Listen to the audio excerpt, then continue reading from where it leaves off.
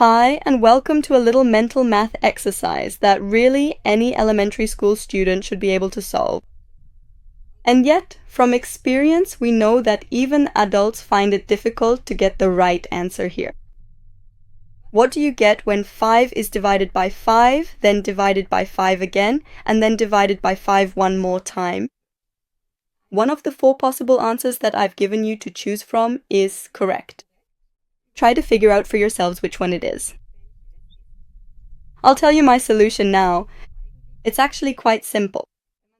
Because if you imagine you have 5 candies to share among 5 children, of course, each child gets 1 candy. So a number divided by itself is always 1. Then that is divided by 5 again, and then by 5 again. But ultimately, that's the same as if we were dividing by 25, because we have the 1, and we divide by 5, and then by 5 again. And dividing by 5, I can also write that as multiplying by 1/5. So I have 1 times 1/5, and then times 1/5 again.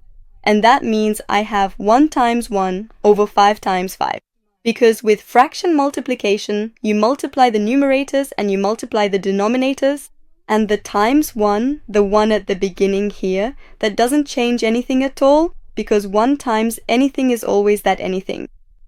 So we've now gotten to the point where we've said, okay, the whole thing is 1 over 25. Top times top, bottom times bottom. And that is 0.04. Because you can also think of it this way. Instead of dividing 1 by 25, you divide 100 by 25, which would be 4, and then you move the decimal point 2 places because you're dividing by 100 again. That's how I picture it in my head.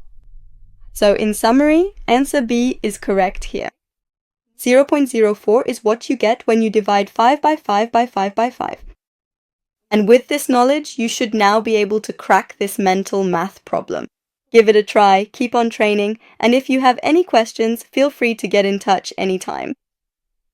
Ciao.